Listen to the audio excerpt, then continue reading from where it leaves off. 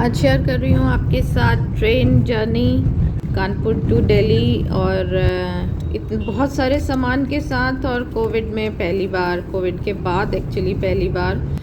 तो कानपुर से शहर से आप निकले और आपको जैम ना मिले ऐसा तो हो ही नहीं सकता। ट्रैफिक जैम को पार करके खैर हम पहुँच गए, निकल गए, टाइमली पहुँच गए। 6 बजे हमारी ट्रेन थी शताब्दी और टाइमली हम पहुंच गए थे। कानपुर सेंट्रल रेलवे स्टेशन की बिल्डिंग ओल्ड आर्किटेक्चर है, ब्रिक कलर और ऑफ वाइट कलर में बनी हुई और बहुत सुंदर सी कंस्ट्रक्शन है ये। हमारे आगे एक ओल्ड कपल चल रहे थे तो वो उनके पास बहुत ज़्यादा लगेज नहीं था हैवी, कितना आराम से इत्मीनान से उन्होंने उतार लिया और चले गए। तो इतना सच पूछूं अपने ऊपर इतनी शर्म आ रही थी कि हम उनसे आधी एज के हैं और इतना सामान लेके ट्रैवल करना बड़ा मुश्किल हो रहा है हमारे लिए। बोगी तो ऑलमोस्ट एम्प्टी थी, बस मुश्किल से 10-12 पैसेंजर्स रहे होंगे। तो आइए सबसे पहले आपको मैं ट्रेन का बोगी ही दिखाती हूँ। इसमें बढ़िया सी लाइट्स जैसे प्लेन में होती हैं लगी रहती हैं और टो ट्रे वगैरह सब कुछ है।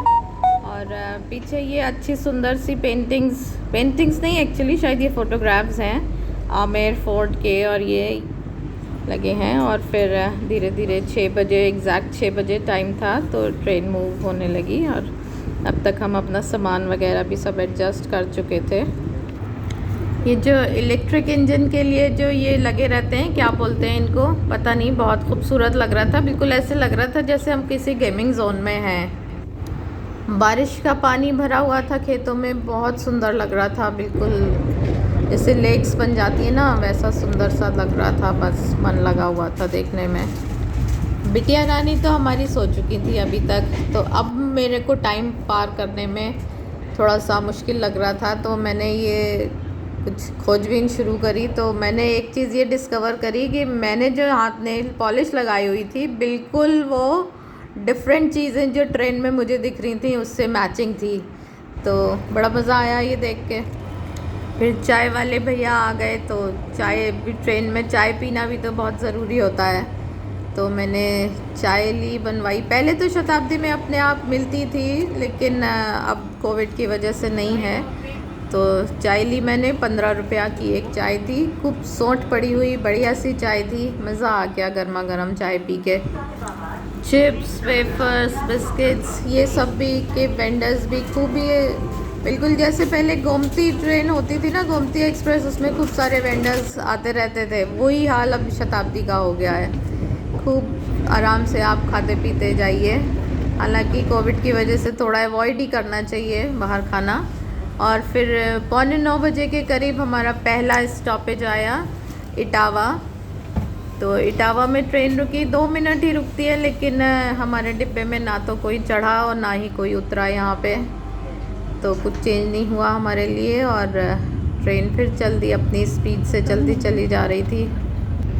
और रास्ते भर खूब मी टाइम एंजॉय करते हुए मैंने खूब एंजॉय किया, मोबाइल में गेम खेले, खूब अच्छा एंजॉय किया। और बाहर तो बहुत सुंदर था ही, बारिश की वजह से बहुत अच्छी ग्रीनरी थी, बिल्कुल आँखों को सुकून देने वाली। और फिर जब नदी के ऊपर ट्रेन गुजरती है ना तो वो आवाज़ मुझे पता नहीं क्यों बचपन से बहुत अच्छी लगती है। तो इसको मैंने पूरा मज़ा किया और ये बहुत सुंदर दृश्य लग रहा था, बहुत सुंदर दृश्य था ये।